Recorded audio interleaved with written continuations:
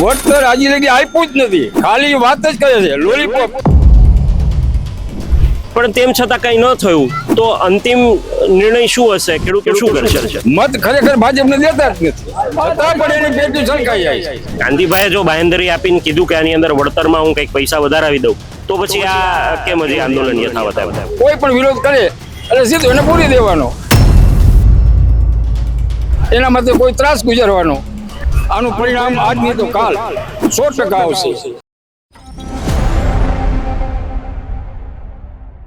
નમસ્કાર, હું છું ભૂમિત જાની. આપ જોઈ રહ્યા છો સત્યાર્થ મંથન. સત્યાર્થ મંથનની ટીમ અત્યારે જેતપર ગામ ખાતે પહોંચી છે, મોરબીના જેતપરની અંદર. મુદ્દો આપ સૌ જાણો છો, ખેડૂત જે રીતે વીજ કંપનીની કહેવાતી દાદાગીરી સામે લડત આપી રહ્યા છે. આક્ષેપ કરવામાં આવી રહ્યો છે કે ખેડૂતોના ખેતરની અંદર વીજ કંપનીઓ એ ઘૂસી અને તાબડતોબ એ વીજ ટાવરો ઊભા કરી રહી છે, પરંતુ ખેડૂતોને પૂરતું વળતર ચૂકવવામાં નથી આવ્યું. અને તેને લઈને સતત જે ચક્કાજામની સ્થિતિ પણ ગઈકાલે સર્જાણી હતી અને પછી પોલીસ દ્વારા પણ બળ પ્રયોગનો પ્રયત્ન કરવામાં આવ્યો અને ભીડને કહેવાય કે છૂટી કરવા માટે એક પ્રયત્ન પણ થયો. અત્યારે અમે લોકો છીએ જેતપર ગામની અંદર અને સૌથી પહેલા તમને દ્રશ્યો બતાડવા માંગુ છું કે જ્યાં ગ્રામજનો એ સતત પોતાની માંગને લઈને અડગ જોવા મળી રહ્યા છે. મહિલાઓ પણ છે અને ગામના આગેવાનો પણ છે, લોકો પણ છે. દ્રશ્યો બતાડવાના પ્રયત્ન કરીશ કે તમે જુઓ, આ મંડપ નાખીને 42-45 ડિગ્રી તાપમાનની અંદર પણ પોતાની માંગને લઈને ગ્રામજનો એ અહીંયા એકત્રિત થયેલા જોવા મળે છે અને જાણવાનો પ્રયત્ન કરવો છે આ લોકો સાથે વાત કરીને કે શા માટેનો વિરોધ છે. આમ સ્વાભાવિક છે કે વીજ લાઈન આવી રહી છે, પૂરતું વળતર નથી મળી રહ્યું અને એ બધી બાબતો છે, પરંતુ મૂળભૂત સમજવું જરૂરી છે કે ખરા અર્થમાં શું છે. શહેરમાં બેઠેલા લોકોને કદાચ એ ખ્યાલ નહીં હોય કે કંપનીઓ તો કહી રહી છે કે વળતર પૂરતું આપ્યું છે, પરંતુ ખરા અર્થમાં વાસ્તવિકતા શું છે. મારી સાથે ગ્રામજનો છે, તેમની સાથે જ વાતની શરૂઆત કરીએ. શું નામ છે આપનું? મગનભાઈ કંડિયા. મગનભાઈ, શું કહેશો? જે રીતે જેતપર ગામના લોકો એ સતત આક્રોશે ભરાયેલા છે અને વીજ કંપનીઓ સામે લડત આપી રહ્યા છે, મૂળ મુદ્દો શું છે એ સમજાવો, કારણ કે શહેરમાં બેઠેલા લોકોને નહીં ખબર હોય. મૂળ મુદ્દો ખેડૂતોના ખેતરમાં ગમે તેમ કરીને થાંભલો નાખી દેવાનો અને એ સિવાયનું આજુબાજુના પાકમાં નુકસાન, રસ્તામાં બધું રગદોડી નાખવાનું, એનું વળતર દેવા માંગતા નથી. અને યોગ્ય વળતર માગની કિંમત અમારી બધાની યોગ્ય માગણીની યોગ્ય કિંમતની માગણી આપે એવા અમારા બધા એના પ્રયાસો છે. એના માટે થઈ છેલ્લા 1 અઠવાડિયેથી આ ખેડૂતો ઝઝૂમી રહ્યા છે, જેની અંદર બાળકો, સ્ત્રીઓ, પુરુષો આવા તાપમાનમાં અહીંયા આગળ બધા બેસી રહ્યા છે. અને આ લોકો પ્રશાસન, પોલીસવાળા, અદાણીના દલાલ થઈ અને જેમ તેમ લાકડીઓના મારઝોડ કરે છે. 2-3 વખત તો અમારે 2 બૈરાઓને હજી આજની તારીખમાં એક બેન મોરબી અત્યારે આઈસીયુમાં દાખલ છે, અહીંયા પણ 2 જણે દાખલ કરવા પડ્યા હતા. આટલો બધો ત્રાસ ગુજારી રહ્યા છે, અસહ્ય ત્રાસ કે માણસો સહન ન કરી શકે. કાકા, એક તરફ વાત એવી પણ છે કે આ કંપનીઓ તો કલેક્ટર ઓર્ડર કર્યા છે એ પ્રમાણે નિર્ધારિત જે અમાઉન્ટ નક્કી કરવામાં આવ્યું છે એ પ્રમાણનું વળતર પણ આપે છે. તો મારે સમજવું છે કે શું વળતર કંઈ જ નથી આપ્યું કે જે આપ્યું એ અસંતોષ ભર્યું છે કે શું છે? વળતર હજી લગી આપ્યું જ નથી, ખાલી વાત જ કરે છે લોલીપોપ કે અમે દેશું, આટલા દેશું, આમ કરશું, પણ કાંઈ હકીકત આપતા નથી. કાયદેસર થિયરિકલ લીગલી એ લોકોને કામ ચાલુ કરે એટલે પહેલાં ચેક આપવો પડે, પછીનો બીજો ચેક આપવો પડે, એવી રીતે એને ક્રમવાર એને ચેક આપવો પડે. એ માયલું કાંઈ એને વળતર દેતા જ નથી. બાકી હા, સરકારી કોઈ કામ હોય, સરકારી રોડ હોય, સરકારી કોઈ ડેમ કેનાલનું કામ હોય તો ખેડૂતો સ્વૈચ્છિક રીતે દેવા તૈયાર છે. આ તો પ્રાઇવેટ કંપની છે અને એને પૈસા અઢળક આમાંથી કમાવાના છે.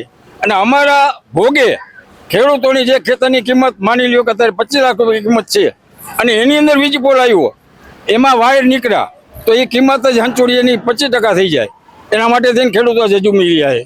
અને એક તો પાછો જોખમ, એના જે માથે જે તાર નીકળે છે, અમારે ખેડૂતોને ફેન્સિંગ વાડ કરેલી હોય એની અંદર પણ એનો કરંટ આવે અને ખેડૂતને બહુ અતિ નુકસાની છે. એ માયલું કાંઈ વળતર દેતા જ નથી અને જો હુકમી જ હકાવે. તો આગામી દિવસોની અંદર શું, આજે તો કદાચ ટ્રેક્ટર રેલી પણ કરી, આવતીકાલે ગાંધીનગર જવાની પણ વાત ખેડૂતો કરી રહ્યા છે, ગાંધીનગર કૂચની વાત છે, પણ તેમ છતાં કંઈ ન થયું તો અંતિમ નિર્ણય શું હશે? ખેડૂતો શું કરશે? અંતિમ આજનો નિર્ણય છે આ ઉપવાસ આંદોલન. આની અંદર આખું ગામ જોડાઈ જશે અને ટોટલી ઉપવાસ કરશે. ગાંધી ચિંતા રહે, બળ પ્રયોગ અમારે કરવો નથી, કાયદાને હાથમાં લેવો નથી. અમારે ખાલી અમારી માંગ છે, અમને યોગ્ય વળતર આપે, આ સિવાયનું બીજું કાંઈ અમારે છે નહીં. અમારે કોઈ સરકાર હારે કોઈ હારે કાંઈ વિરોધ નથી, પણ અદાણી કંપની જે ગુજરાત સરકારની પોલીસને આગળ રાખી અને પ્રશાસન પાસેથી અને જોખમી કામ કરાવે, અરે ખરેખર આ પ્રશાસનનું જે ખર્ચ કરે છે ને એટલું વળતર ખેડૂતોને આપે ને તો પણ સંતોષ થઈ જાય. આના કેટલા બે જિલ્લાના ખર્ચા કરેલા, 18,000 કરોડ રૂપિયાના પ્રશાસન માટેના ખર્ચા કરેલા છે. પોલીસ ખાતાથી માંડી એની ગાડીની, એનું જીપના, એના ભત્તા, આ તે એવા પૈસા ખેડૂતોને આપવા તૈયાર નથી, અને ખાલી દાદાગીરી કરવા છે, બીજું કાંઈ કામ છે નહીં. અન્ય લોકો પણ છે, તેની સાથે વાત કરીએ. શું નામ છે આપનું? મનોજભાઈ. ભરતભાઈ, શું કહેશો? આ ઉપવાસ આંદોલન ઉગ્ર બને એવી વાત પણ છે. એક તરફ ગાંધી ચિંધ્યા માર્ગે સતત આ આંદોલન આગળ વધી રહ્યું છે. જો યોગ્ય વળતર નથી મળતું તો આ ખેડૂતો શું કરશે હવે? કારણ કે થોડા સમય પહેલા જ ચૂંટણીઓ પણ પૂરી થઈ છે.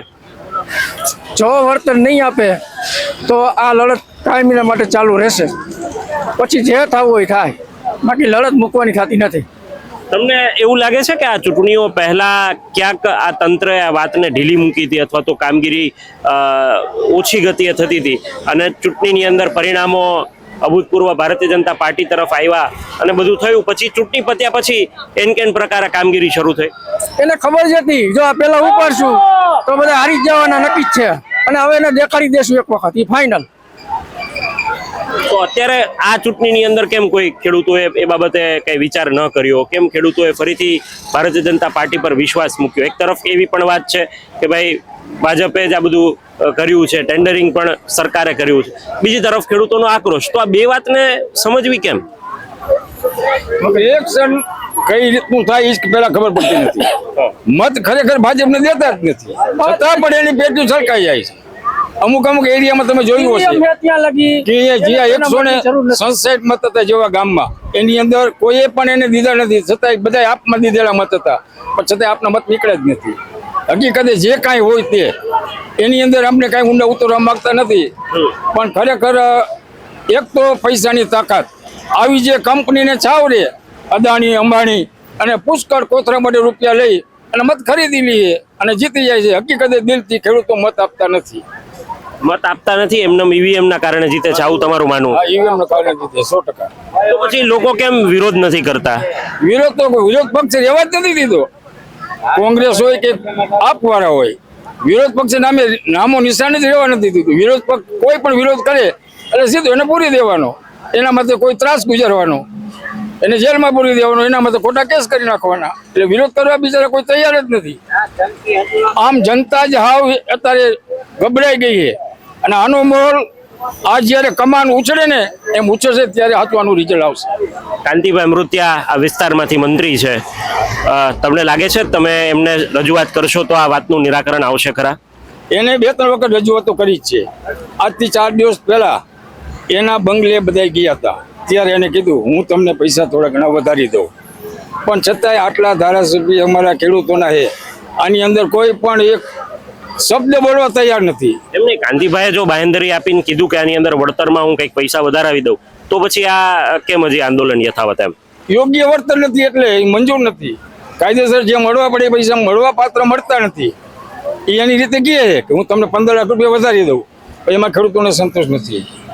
આજ નહીં પણ તમે અગાઉ જોયેલું હોય ને કે જ્યારે આ 2015માં આંદોલન થયું, 14 પટેલિયાના છોકરા જે ગોળીએ વિધાના, એની અંદર કોઈ પણ ભાજપનો પટેલનો ધારાસભ્ય એક શબ્દ બોલ્યો નથી. વિચાર તો કરો. હું 2015માં જિલ્લા પંચાયતનો ચાલુ સભ્ય હતો, તે દિવસે જ મને ખ્યાલ આવી ગયો હતો ને રાજીનામું આપી દીધું. આ સરકારની જો કમી 2 જણા કહે ને એ જ થાય, બાકી તો બધા હૈયા કરે. કોઈ પણ ધારાસભ્ય હોય કે કોઈ પણ પ્રજાનો પ્રતિનિધિ હોય, પ્રવચન ચાલુ કરે ને એટલે પેલા નરેન્દ્ર મોદીની 2 લીટી બોલવી ફરજિયાત 2 લીટી બોલવી પડે. આ જોખમી આપણા દેશની અંદર ચાલી રહી છે. આનું પરિણામ આજની તો કાલ 100% આવશે. પરિણામ આવશે આ પ્રકારની વાત સામે આવી રહી છે. અને ફરીથી એક વખત કેમેરામેનને કહીશ કે આ દ્રશ્યો બતાડે કે જ્યાં અત્યારે ખેડૂતો એ જેતપર ગામની અંદર એ આ ભર તડકાની અંદર છાંયડો કરીને બેઠા છે અને પોતાની વાત એ તંત્ર સુધી પહોંચાડવા માટે એ કટિબદ્ધ જોવા મળી રહ્યા છે. ખેડૂતો સતત એક જ માંગ કરી રહ્યા છે કે તેમને જે વળતર મળવું જોઈએ અથવા તો જે વિશ્વાસપાત્ર જે વાત થવી જોઈએ તે નથી થતી, અને પ્રશાસન જે પૂરતું વળતર આપે તો આ જે આંદોલન છે, તો આ જે આખી તેમની માંગ છે તે પૂર્ણ થઈ શકે તેમ છે. પરંતુ સરકાર અથવા તો તંત્ર એ આ વાત એમની સાંભળતું નથી અને એટલા માટે તેમનો વિરોધ એ યથાવત જોવા મળી રહ્યો છે. ખેર સત્યાર્થ મંથન એ અહીંયા એટલા માટે પહોંચ્યું કે ખેડૂતોની વાત એ સરકાર સુધી પણ પહોંચી શકે, એ તંત્ર સુધી પહોંચી શકે, એ ચૂંટાયેલા જનપ્રતિનિધિ અને ધારાસભ્ય સુધી પહોંચી શકે કે જો સરકાર ધારે, જો તંત્ર ધારે તો આ મધ્યસ્થી થઈને અને જે આખો આ સંઘર્ષ ચાલી રહ્યો છે ખેડૂતો અને ખાનગી વીજ કંપનીઓ વચ્ચે, તેનું સુખદ અંત લાવી શકાય છે, ખેડૂતોને યોગ્ય વળતર આપી શકાય એમ છે. પરંતુ ક્યાંક એવું લાગી રહ્યું છે કે જો ધારાસભ્ય, ચૂંટાયેલા જનપ્રતિનિધિઓ રસ દાખવે, રસ લે તો ચોક્કસથી સુખદ સમાધાન આ સંપૂર્ણ ઘટનાક્રમનું આવી શકે એમ છે. પણ કેમ નથી આવતું એ હવે ભગવાન જાણે. આશા રાખીએ કે આ વાત સરકાર સુધી પહોંચે અને ખેડૂતોની જે વાત છે, તેમની જે વેદના છે અને જે પૂરતું વળતર આપવાની વાત છે તે ચોક્કસથી સરકાર સુધી પહોંચે. આ જ પ્રકારના સમાચાર અને અપડેટ્સ માટે આપ જોડાયેલા રહો સત્યાર્થ મંથન સાથે. અત્યારે બસ આટલું જ. મને આપશો રજા. નમસ્કાર. સત્યાર્થ મંથનની યુટ્યુબ ચેનલ સબસ્ક્રાઇબ કરવાનું અને બેલ આઇકોન પ્રેસ કરવાનું, સાથે જ સત્યાર્થ મંથનનું ફેસબુક પેજ લાઇક અને ફોલો કરવાનું અને ઇન્સ્ટાગ્રામ પેજ સાથે જોડાવાનું પણ આપ ચૂકશો નહીં. અત્યારે બસ આટલું જ. મને આપશો રજા. આપ જોડાયેલા રહો સત્યાર્થ મંથન સાથે. નમસ્કાર.